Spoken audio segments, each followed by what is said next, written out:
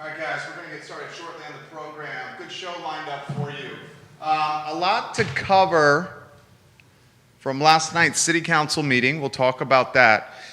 You know, I think it's probably safe to say that the parking garage on Market Street is not going to happen. After watching last night's council meeting, and I watched it from start to finish, I think I'm going to make the comment the West Main Streetscape project potentially may not happen. So a lot we're going to cover on the show. If you're concerned about Charlottesville, or if you follow Charlottesville, or if you care about Charlottesville, this is the show for you. We're talking about things that happen before the news cycle comes out. The news cycle watches what we do here from 12:30 to 1:30, and that determines what you see and read. So a lot we're going to cover on the program. Carl Brown's going to join us.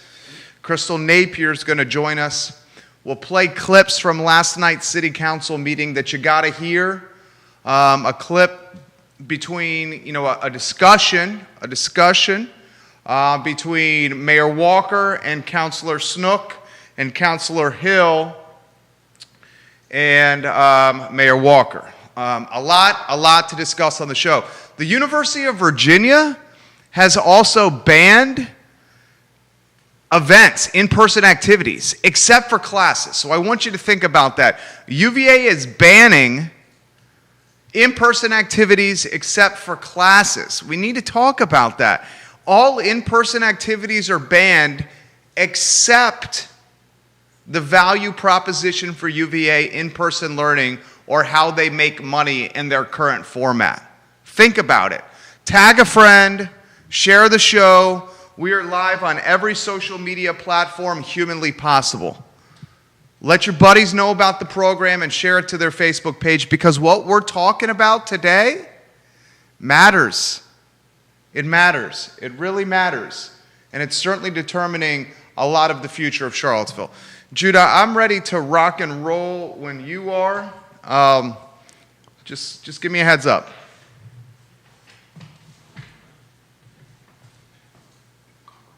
This is right here when it comes in. Right here for Carl.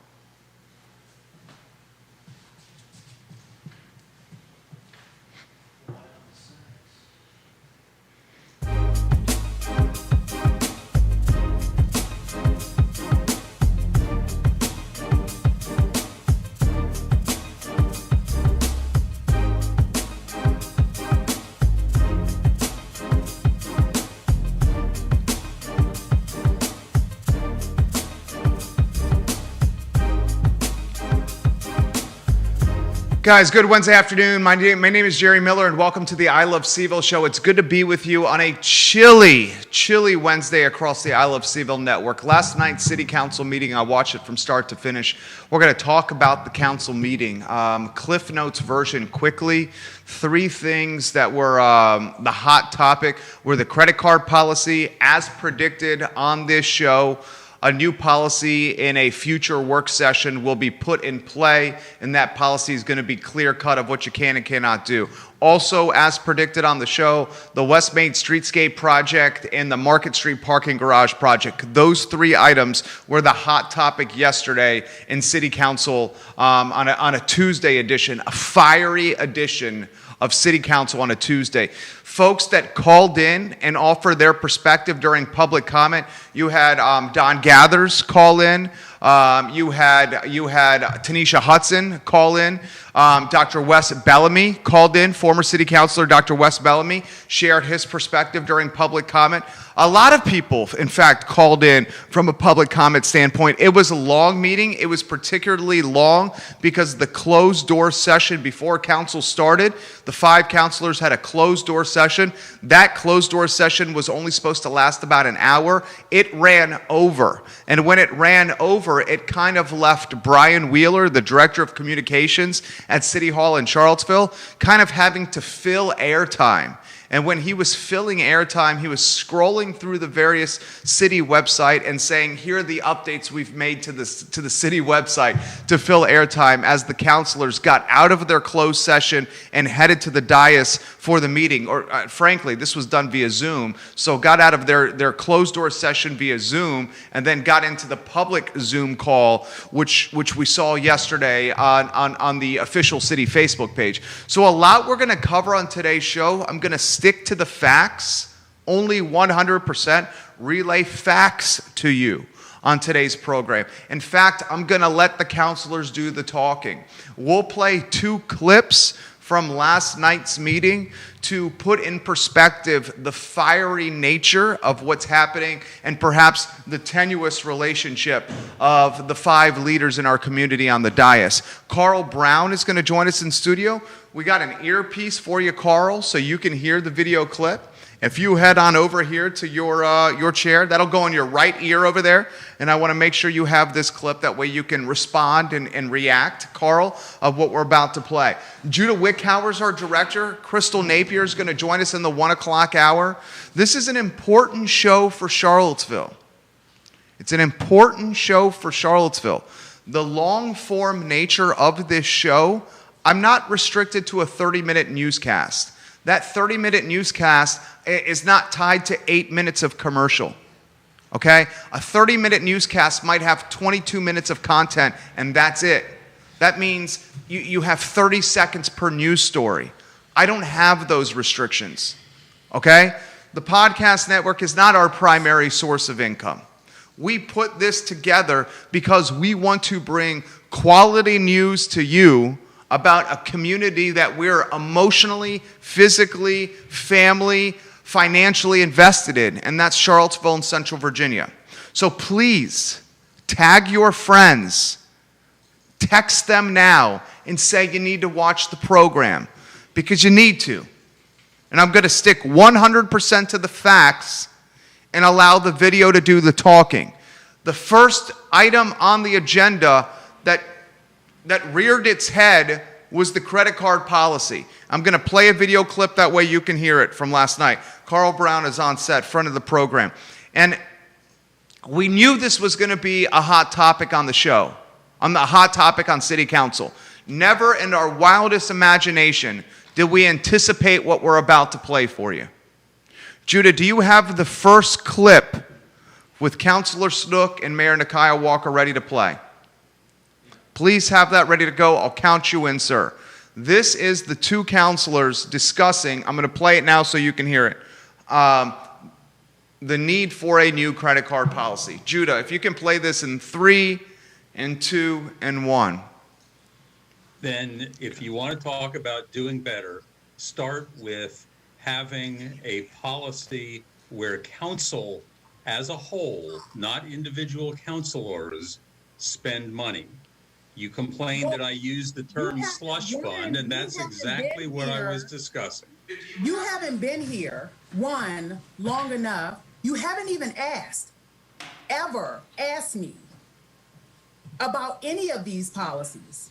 I had to remind you back in March that you might want to save my number, because we would have a lot of conversations over the next year and 9 months.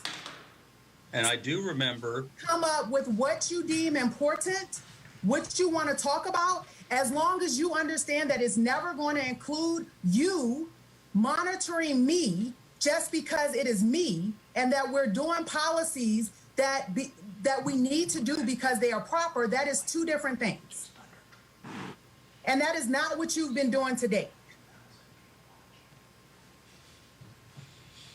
If you want to talk about what I was getting at with the term slush fund, you will recall that back in January of last year, I asked whether there was a line item in the budget for any of our expenditures, any of those expenditures, and I was told that I was being either, I can't remember whether you said racist or white supremacist for asking, but in any event, shut down the discussion. So no, I've not had that further discussion with you. Because again, that's a public discussion. And I'm sure the comments that I've had, that you, and I've had this conversation with Sina also, there is a difference between you being racist And if you want to own that, that is your business. And me saying that your actions are upholding white supremacy and institutional racism. They are different things. And that's part of the things that we probably should discuss having a training on. Because I shouldn't have had to say that to anybody who ran in this city and is supposed to understand. There is not one time that I have said, Lloyd, you are a racist. I have said that I don't think you would create a very different world than the world we're fighting right now. I've said that to you and to Heather. You may not have called me a racist. You have directly called me a white supremacist. Okay, well, show me. I'm sorry, I don't have it in front of me. And the meeting that you're talking about is a very public meeting.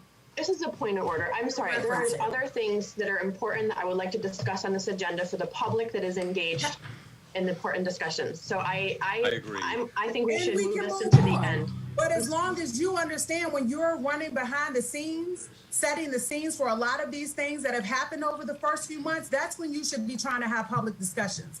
Just as you all do them in the background, and I am up front, and I'm going to say it publicly, doesn't make you all better, Heather, or your actions better. Just because they're undercover and people don't see them doesn't make them right. And just because I'll address you all publicly, instead of pretending, one, either that it didn't happen or that your actions are okay, doesn't make me wrong. Okay, so that's from last night's city council meeting. And Judah Wickhauer is our director. Why don't we go to the studio camera? We'll welcome friend of the show, Carl Brown, on set 2 weeks in a row. First week, a grand slam. This is his fourth rodeo on the network here. You're a leader. People respect you. Born and raised. Have a large voice that people listen to. What do you make of this? Definitely some distrust automatically, and I mean we're not even gonna get it. It's some distrust, but I don't think that just bringing that topic up. I think too often that's for the public, and I think we get way caught up in how can I say this? Just going back and forth. I can't.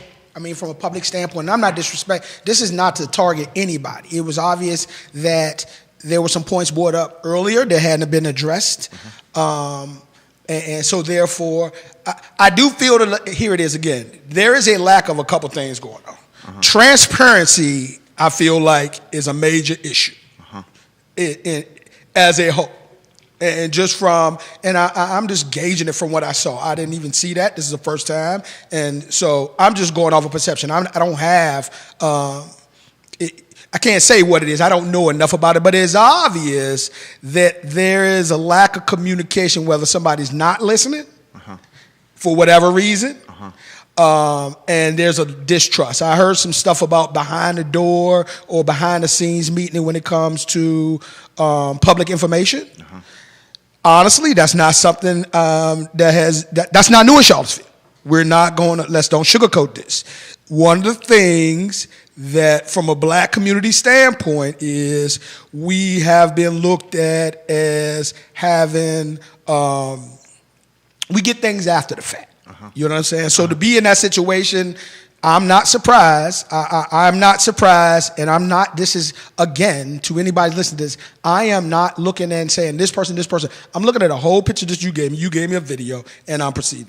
It's obvious that there is some distrust and communication within this. And how long they been on there? They're going into, what, their fourth year? This is Mayor Walker's fourth year. She's up for a re-election November 3rd. Councilor Snook started January 1 of 2020. So this is now his second year on Councilor Snook. Heather Hill, this is her fourth year. Payne, McGill, and Snook are all starting their second years on council. It's almost as if I saw some other people who just did, it looked like some of those individuals there did not really want to engage in that. So it looked like it's real personal. You're talking body language. I'm talking body language. I wanted to bring up body language with you because you are a man that reads a room. You have the gift of reading body language. That's what dude, the body language on some of the other folks down in the conversation. What was the body language you were reading there? The body language, like they almost didn't have anything to do with it. It looks like there are some issues there's some difference in a lot of things that are now becoming itemized. You understand? And that's what's going on is deeper than that. To me, that's deeper than that. That has nothing to do with the conversation. Generally, the filler conversations are for a broader feel of what is being said and what the feelings are in terms of one individual to another individual. There's a different, and I get it. Listen, let's don't sugarcoat this.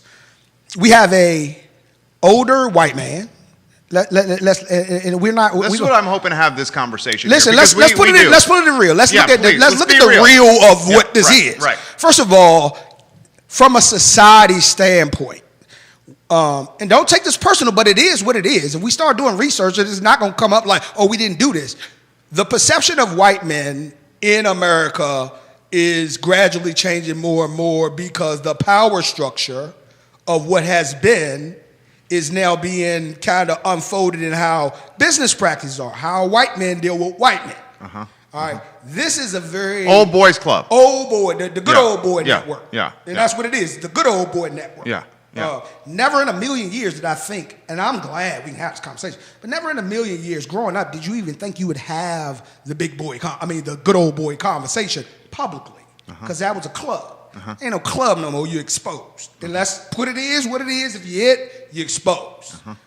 I'm not gonna go personally into what it is, but that perception to me, watching it, came off like that. You know what I'm saying? There wasn't a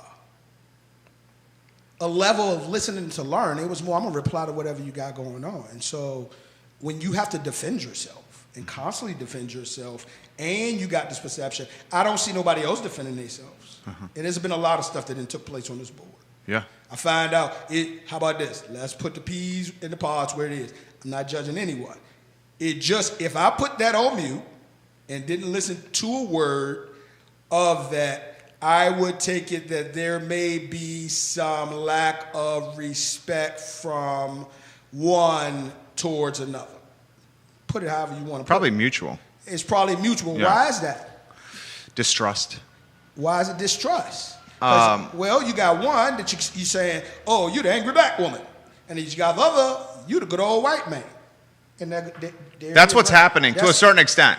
Yeah. To a certain extent, that's what's happening. Now, I wouldn't necessarily, people, and people get this twisted all the time. You can't take a person's you got to know what somebody been through before you start saying what they are. Because everybody on that board worked to get on that board. You had to go to an election. You had to get votes. You got to do some work. Yeah, you have to grind to get on council. Listen, so there for some paths were a little different than other paths. You understand? We all know that 2021 showed us a lot of things. 2020 showed us a lot of things about everything before us. And that is, it ain't fair out here. It ain't fair out here. Equity is not for everybody. Equity has not been for everybody. A lot of what has been perpetuated has been underground in terms of conversations that have been had that don't include everybody, that have a particular motive for particular people. And so none of this is new. Now, if you want to say, well, I've been knowing people forever. Listen, if you want to sum it up, let's sum it up like this. You were born when? I was born in 1968. 1968 where? Charlottesville. Charlottesville, Virginia. 1968, born in Charlottesville. Right. So I've seen it, Jeff. He's got perspective. That's perspective. I've seen both. Listen, I'm in that 50. I'm 25 down, 25 up. Yeah. So I've kind of seen the gamut of growing up in the 70s, living in. I've seen. You speak it from personal experience. Listen. What's going on right now? My grandfather dealt with. This is not new. As a black man trying to aspire in Charlottesville and doing the right thing, and my grandfather dealt with that.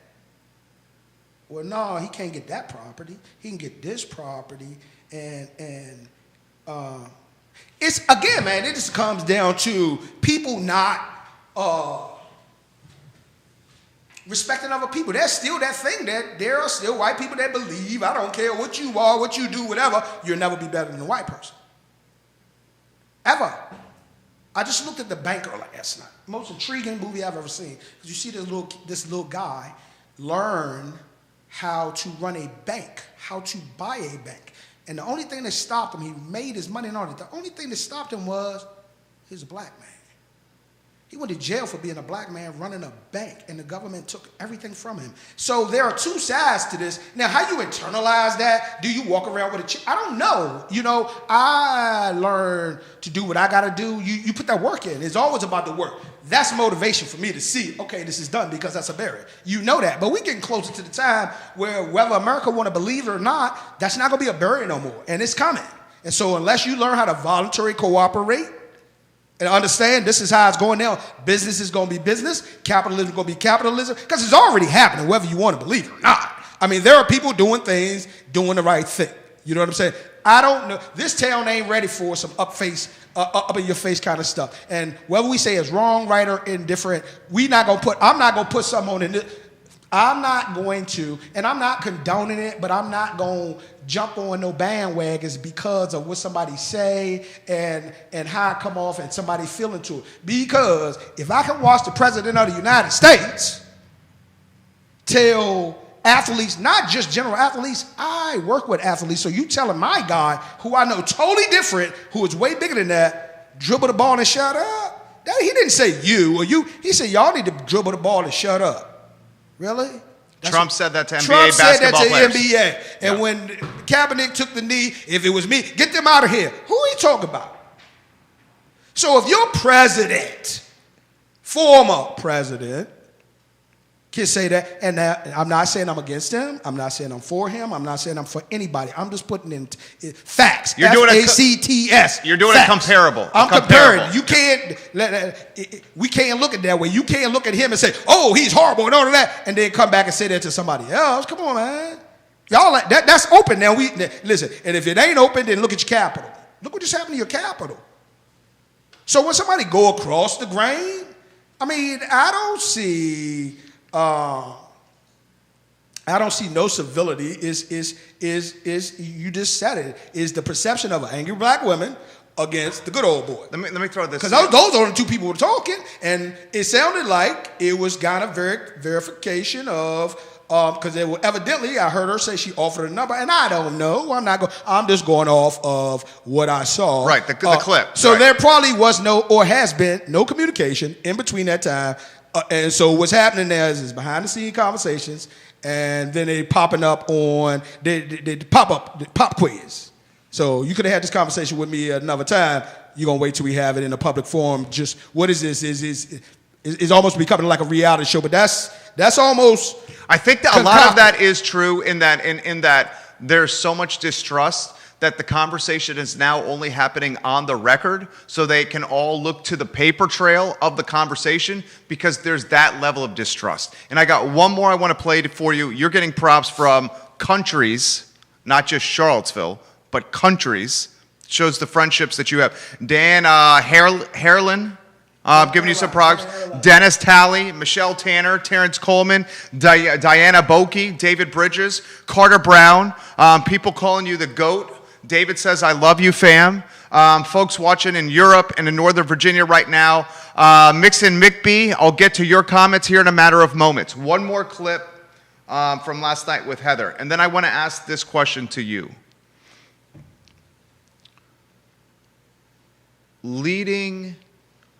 Okay, here's the question. What in 2018, in a post-August 12th time in Charlottesville? Post-August 12th. Okay. Yeah, post-August 12th time in Charlottesville.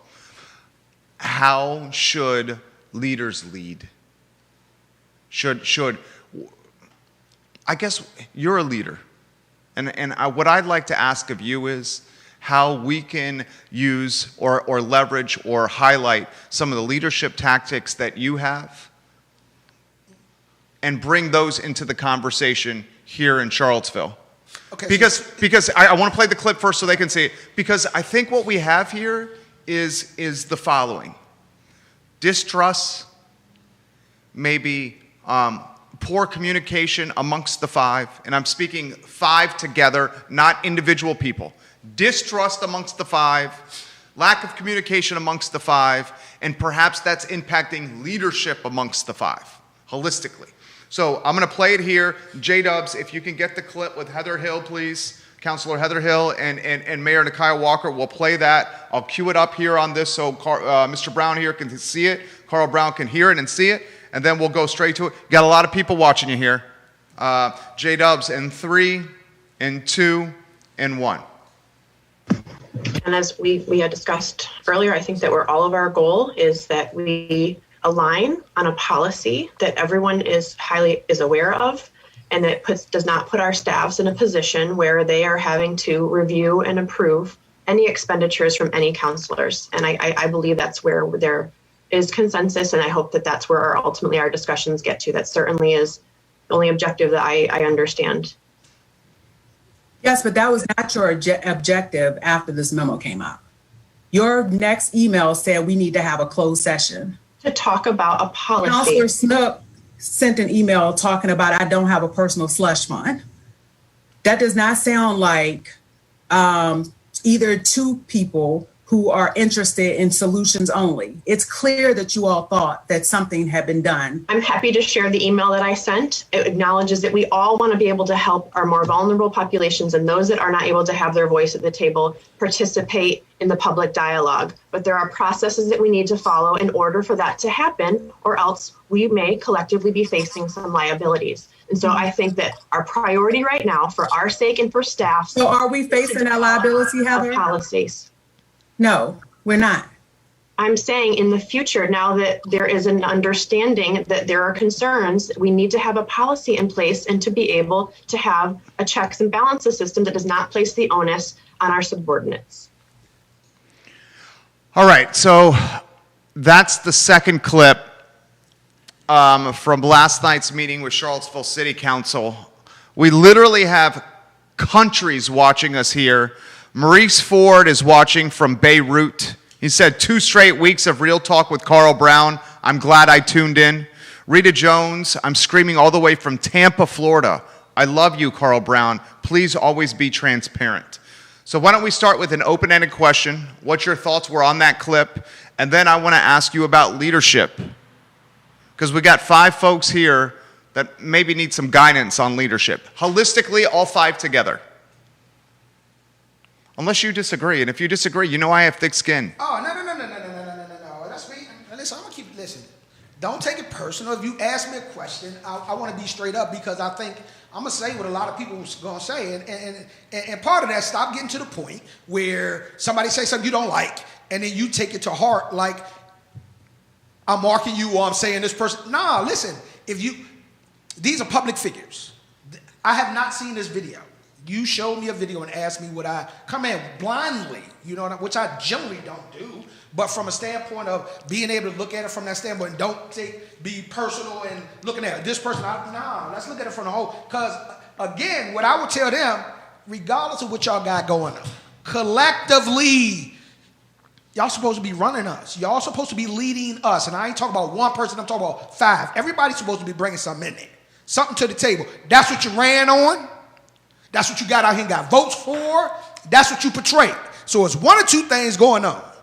Either we got to get to a point where y'all can have some kind of training, whatever, where y'all can learn just to get along how to go about that way, or some of y'all was lying when you got on like true politicians do sometime and did it for the sake of just getting into politics, and now you're there, now you're going to do what they do. It's either one or the other. You don't get no passes. Stop giving passes. I don't get a pass. You don't get a pass. We're not giving out passes. You understand? So it's 2 different things. It's funny, the interaction between. All right, so I saw one video. It came off real personal. So the individual she was talking to the first time was personal. That was, you got your own slush fund. Come on, man. We shouldn't even be addressing at that you and what you do and what I do. That's petty. That's what you do in high school. You understand? That's petty. Now you're trying to make somebody take up all that time to make somebody justify something that's going to work itself out. There is a process. Don't use our time to talk about a process that's going to work itself out. That's my point. We talk about professionals and all, so don't waste our time doing that, because I need to see some movement going on in this community. I'm seeing the people do the work. I ain't seeing a whole bunch of work. You understand? I ain't seeing no whole bunch of work. Period.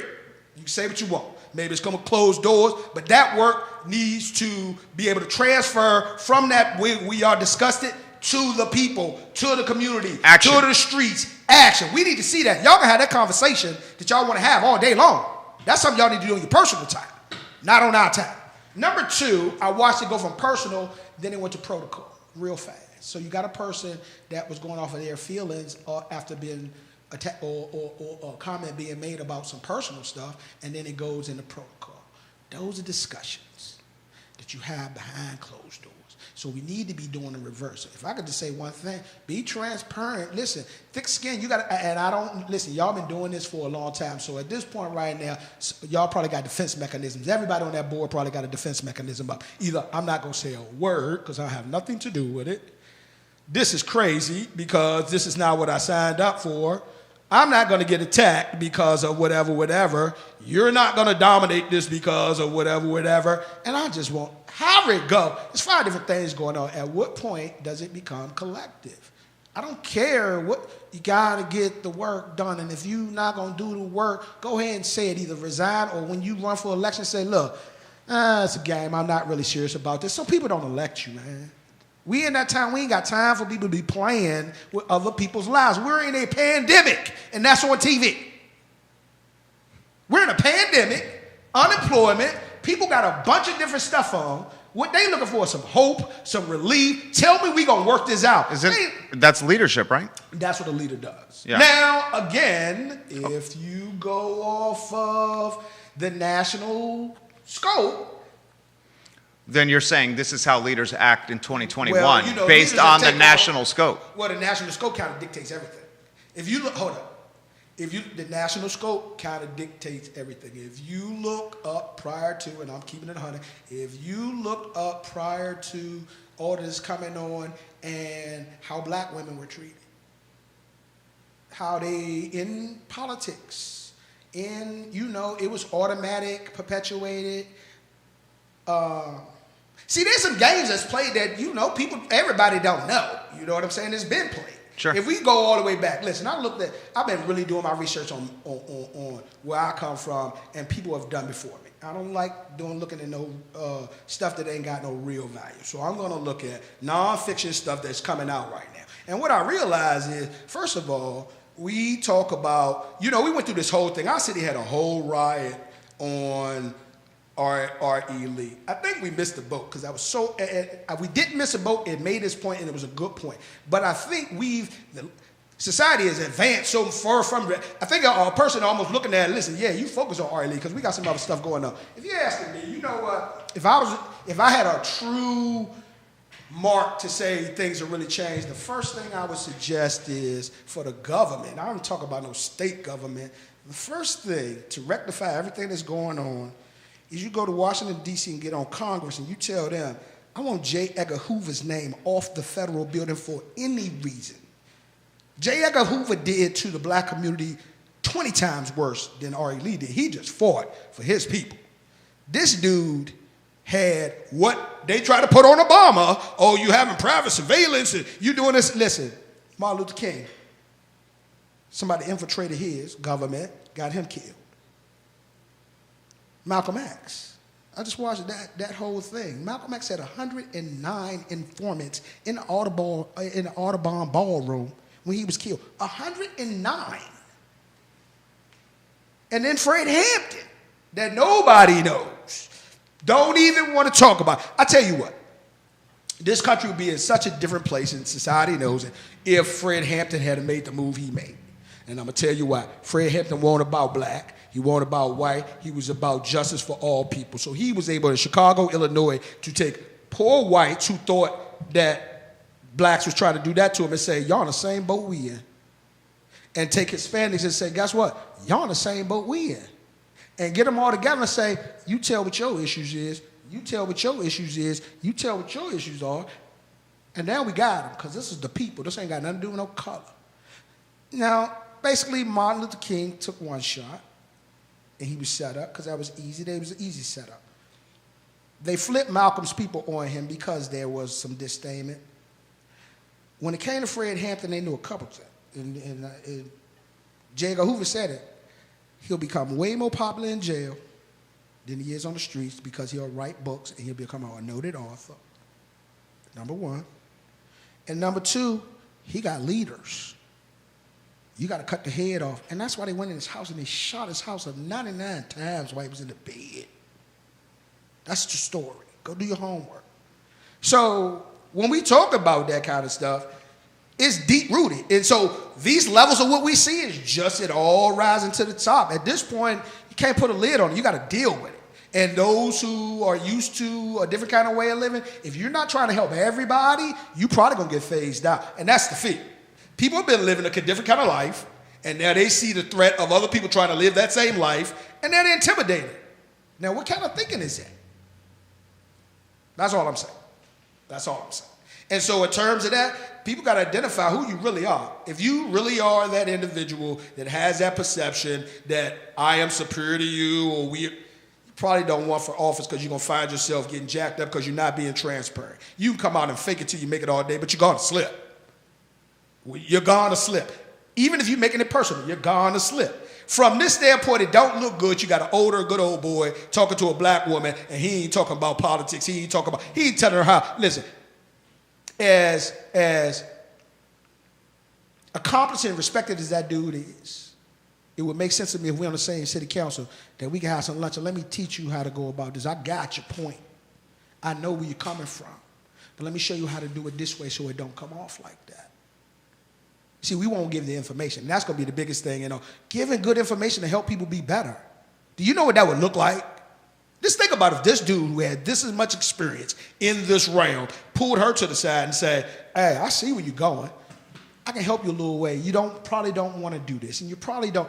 And now when they come in there, you got a respectful. But if you're looking at it like, yeah, you just like everybody else, and she's like, I'm not like everybody else, what you going to get? That's going to be an automatic riff, and then you're going to have, just like you look, you're going to have some sideline players. And look at our government. The Congress is our sideline players. You don't know which way to go because they don't know which way to go. Who the leader? Leadership should benefit the people that you're leading, period. I don't care what you say. In some way, shape, or form. That's it. You can't get around that. If you're calling yourself a leader, then you're probably not a leader because leaders don't call themselves leaders. The people that they lead will tell you they are the best leaders in the world. Get us out of here on this note. I have Crystal Napier coming up in 2 minutes. Mm-hmm. It's 1:09. 39 minutes with you is a breeze. Mm-hmm. And let me give some people giving you props here. Andrea Carter. Hey, Andrea. Hold on, let me just do this.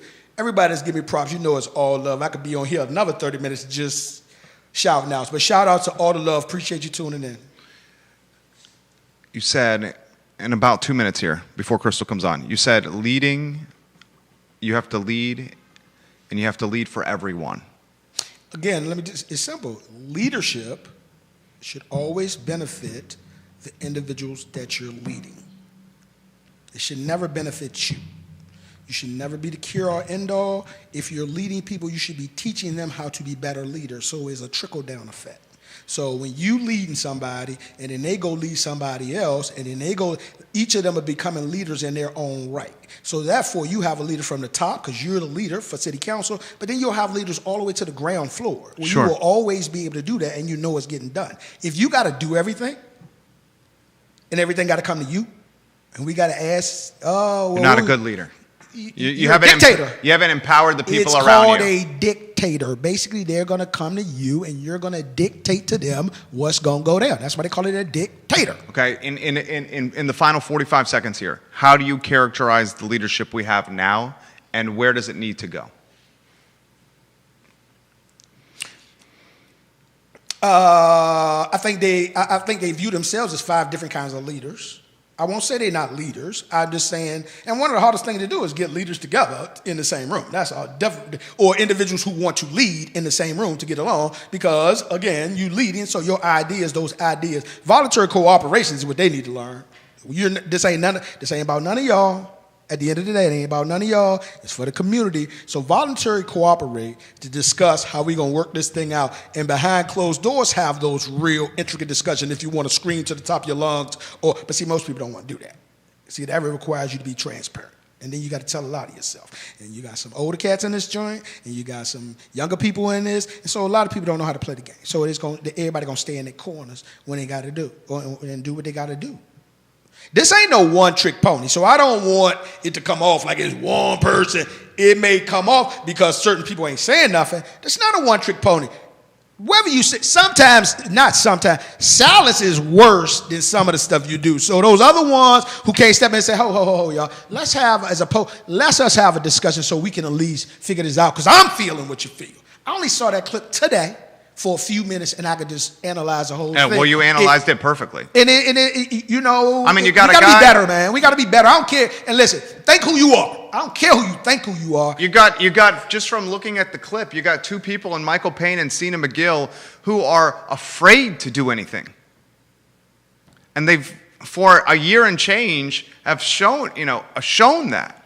And then you got, like you've analyzed correctly, you got the older white guy.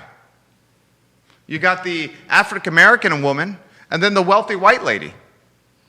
And they're doing all the talking. And then the other two are just in the background, uncertain. And Cena was rubbing her head like humiliated for being there. You saw the body language. I mean, it's just, we're team sports guys. If this was a team in the Jefferson District right now, you're not going to report it. Mitch Minor, Harry Terrell, Darren Maynard, Greg Maynard, Mike Maynard, they would have the entire counselors running sprints. They'd be running suicides the entire practice. I wouldn't say all that. But I would say in terms of, don't ever put in the per because everybody do stuff differently. I would say from a coach's standpoint. Okay, let's close with that. Crystal's coming From up. a coach's standpoint. Because you're a coach. If that was your team, I would make a lot of adjustments and probably play some people who didn't bring that and who could voluntarily cooperate to get along. I would put them in the game and sit them down and say, this is why y'all not playing, because you're an individual, and listen. It's three alphas that are ball-dependent alphas asking to be ball-dependent out. It's Kyrie, Harden, and Durant. And two role players. And the two role players are terrified of Irving, Durant, and Harden. You're going to sum it up just like this. This is what everybody thought. What we're saying right now is what everybody thought the New Jersey Nets were going to be. This is them. That's them. Right. Now, so let's flip it. And then Joe Harris is like Michael Payne. All right, so figure this out. If you're a basketball fan, you just want to watch what we're talking about, go watch the New Jersey Nets and watch what they have. We're trying to make an analogy Listen, here. we're making an analogy. Yeah. If you want to use it, go watch how the New Jersey, perception is everything and assuming is even worse than the perception. Listen, we assumed that was going to be the perfect council, and society assumed that the Nets were going to be the worst team in the league. Let's reverse it.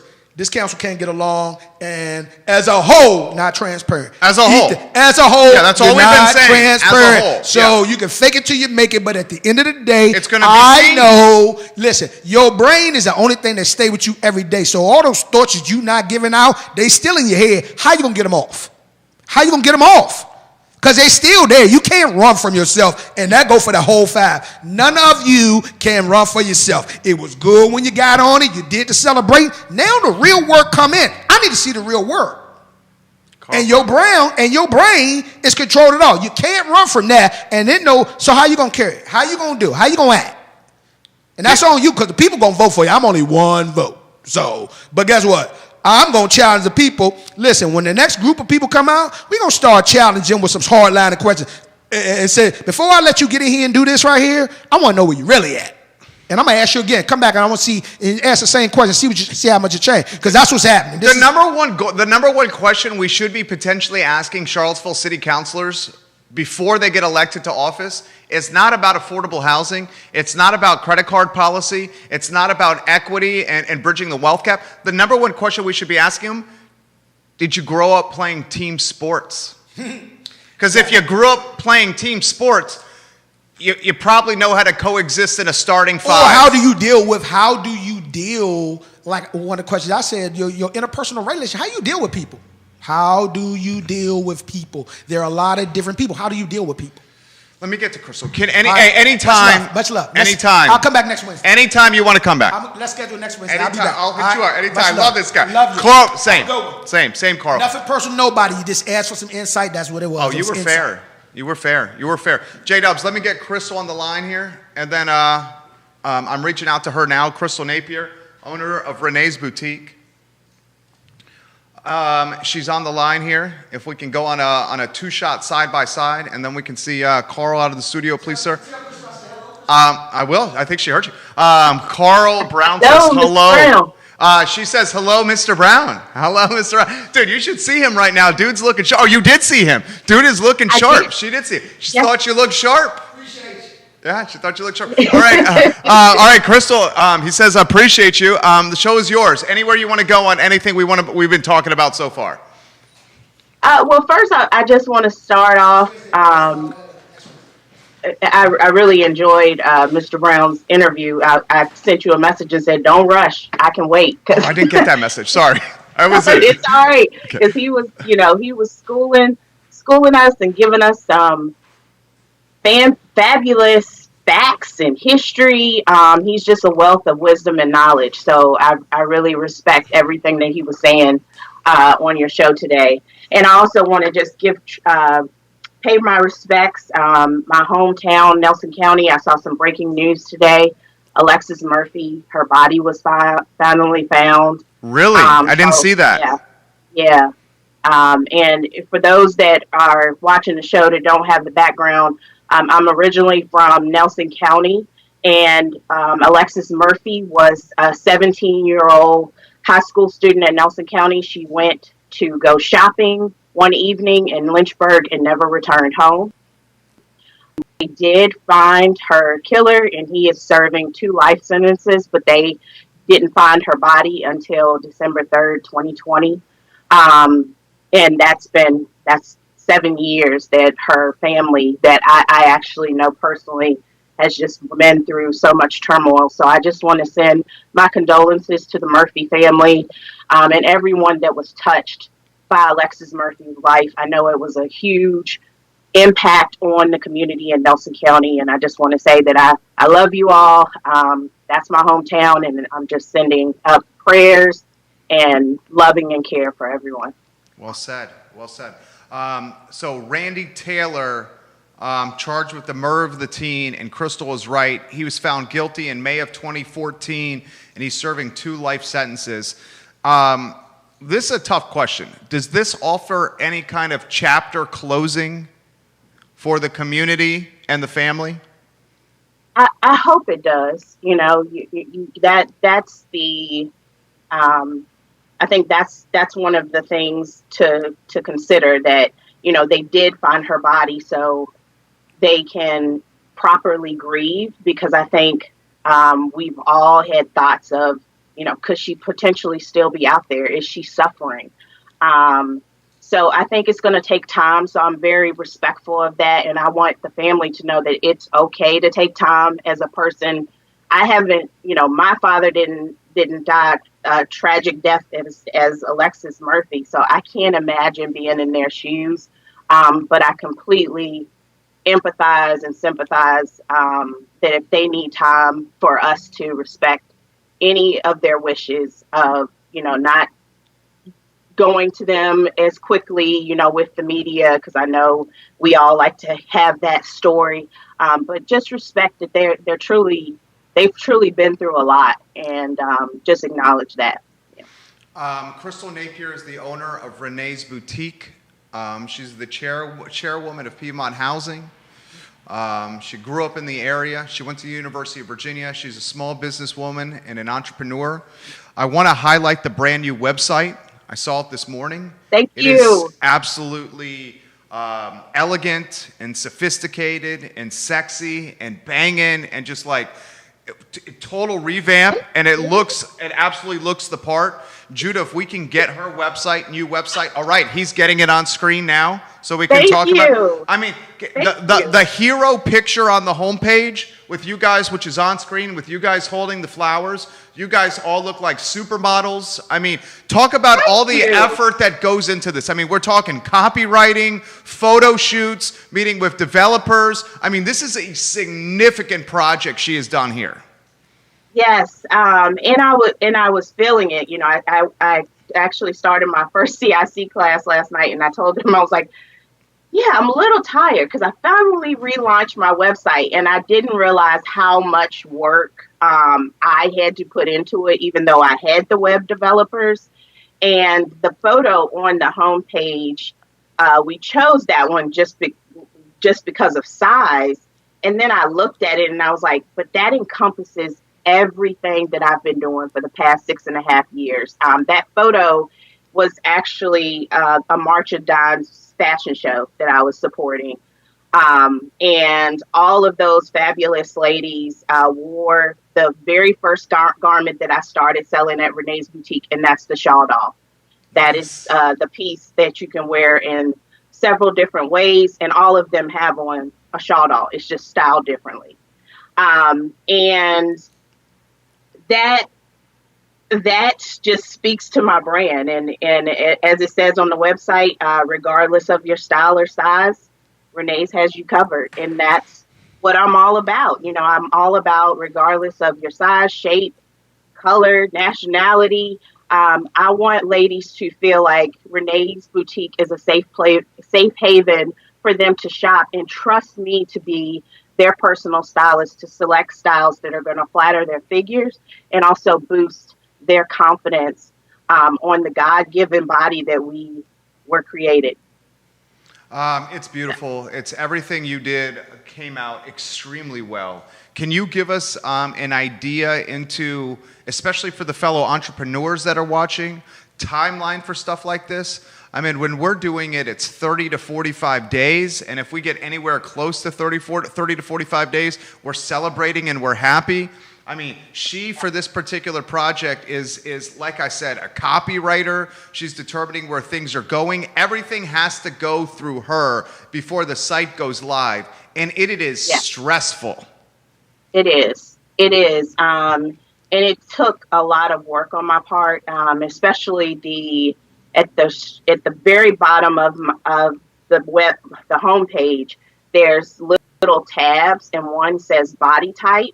I was very excited to put this together, but it took a lot of work because I wanted ladies to have a guide that shows different body types, and it's still a work in progress. So this probably won't be completed until mid-March, and we started on this project at the end of January. So, you know, it is time consuming, but I will give credit to the young lady that I've been working with, my graphic designer. She was very helpful in helping me identify some things that the web developers needed to know. So it's extremely important to put folks around you that you trust, that have knowledge, because I don't know anything about web developing. I've been running the site for 6.5 years, but what I do on the back end is definitely not coding. So I'm not ashamed to ask questions and grab folks that quite frankly have an expertise in areas that I don't. And I think that's really important for all of us entrepreneurs, is to extend our network and don't be afraid to ask questions. Don't be afraid to say, I don't know something. And that, you know, the product is speaking for itself. I've received some amazing compliments. I've received traffic, and I've received sales, which is going to keep me in business. Good. That's good. That's so good. It's been a blessing. It's been a blessing. Guys, the website is amazing. Renee'sBoutiqueLLC.com. Renee'sBoutiqueLLC.com. This businesswoman, Crystal Napier, University of Virginia grad, has recently gotten into the CIC program, and she's touched on this. She just had her first class. So give us some insight into why you chose to do the CIC program, and it's Community Investment Collaborative. Yes. So the reason I chose to do the CIC program is the most important part. I wanted to expand my network. I wanted to collaborate with other like-minded entrepreneurs. And I know that CIC encompasses resources that are going to be useful for my business and also my personal growth. Just last night, within our small breakout groups, I already received feedback on my business in general. And it's pretty incredible when you talk to other people because they give you a perspective that I just wouldn't have thought of. So I'm really excited to be doing the program and just to kind of link up with those resources. Yeah. And speaking on collaboration, Jerry, I was going to touch base on this today. I'm wearing one of my tunic dresses, and it's on our social media. My social media, Facebook and IG, is Renee's Boutique LLC as well. And I do Wear Dress Wednesday. So I'm not sure if you noticed or not, but every Wednesday when I'm on your show, I have on some type of dress. So Wear a Dress Wednesday, speaking of collaboration, came from a women's conference called the Iron Dresses in Harrisonburg, Virginia. Iron Dresses was started by Sherelle Johnson. And the reason she does Wear Dress Wednesday is to uplift us as women and know that we have strength in our femininity. So just one more piece to add about the importance of collaboration and networking when you're an entrepreneur. I think that's the real power of entrepreneurship, is that we get to be so diverse and work with so many other like-minded individuals that are creative and exploring things to uplift our community. Well said. Well said. Do we not? I feel like Renee's Boutique LLC is on the cusp of really, really blowing up here. I mean, you've put so much time and effort into it. You're such a great spokesman and you know, face of the business for Renee's Boutique LLC. 2021, the rest of the year and beyond. What are we thinking, Crystal? So I'm just, you know, kind of going with the flow and just connecting with some amazing folks. I am really excited. Behind me, I'm giving you all a sneak peek at this new African print, and these are authentic African fabrics. They're beautiful. That were actually made in India, and it's Ankara cotton, which is a very high quality cotton. And I connected with the lady that, unfortunately, they're having to close their boutique in Florida, but she was in business for 35 years, and due to COVID, you know, she's high risk, so she closed her shop. However, she was so excited to connect with me because she felt that that I was honest, number one, and a reputable brand, and she really was looking for someone else to kind of carry out that legacy of making women feel beautiful and also promoting the history and the vibrancy of these pieces. So that's my project for this weekend. So stay tuned to Renee's Boutique LLC because we will be launching that new collection. And I'm also collaborating with another designer, and these designers and boutiques owners are all women of color, which I think is very important for us to be acknowledged and to uplift our businesses. So I think I lost you, Jerry. Oh, I still got you. Okay. So I'm really looking forward to, you know, not only just my brand, but also consistently lifting up other women on my own platform. And I'm really looking forward to connecting with more folks just like that this year. I love it. I love it. Please visit the website, reneesboutiquellc.com. Go there now. Go there this week. Support the business. You got birthday gifts here, anniversary gifts here, Christmas gifts here. Just something sweet for your sweetheart here. When it comes down to it, Renee's Boutique LLC is all about empowerment and self-confidence. That's the mission of Renee's Boutique LLC, empowering and self-confidence of women from any background. I'm so grateful for the time. Crystal, thank you for coming on the show. Thank you for making the show better today. Thank you, Jerry. Have a wonderful day. You too. You have a good one too, Crystal. Today has been a good show, guys. You see what we try to do with the show. It's just an open forum is what we try to do. We've had a number of folks reach out to us about coming on the program. Juan Diego Wade is tentatively scheduled for tomorrow. Juan Diego Wade is running for city council. So if the weather holds out, we'll see if we can get Juan Diego Wade tomorrow in studio, and if not, via Skype or phone call. Kathy Galvin, one-time Charlottesville city councilor, has reached out to us as well. We'll see if we can get former councilor Kathy Galvin on the show. We've had folks from the delegates in Richmond reach out to come on the program next week, as have former senators of Virginia. We've had folks that are running for governor reach out to come on the program in March. Pete Snyder, who's running for governor. We'll see if we can welcome anyone. This show is an open forum, regardless of money, of race, of background. We have an open forum where we talk about real stuff on this network. It's real stuff that needs to be discussed. We're not going to shy away from topics that make us uncomfortable or awkward. We're going to hold folks accountable, and we're going to hold folks accountable in a way that is fair. That's the show. For Carl, for Crystal, for Judah, my name is Jerry Miller. This is the I Love Seville show on the I Love Seville network. Thank you kindly for joining us today on a Wednesday. You guys have a good one.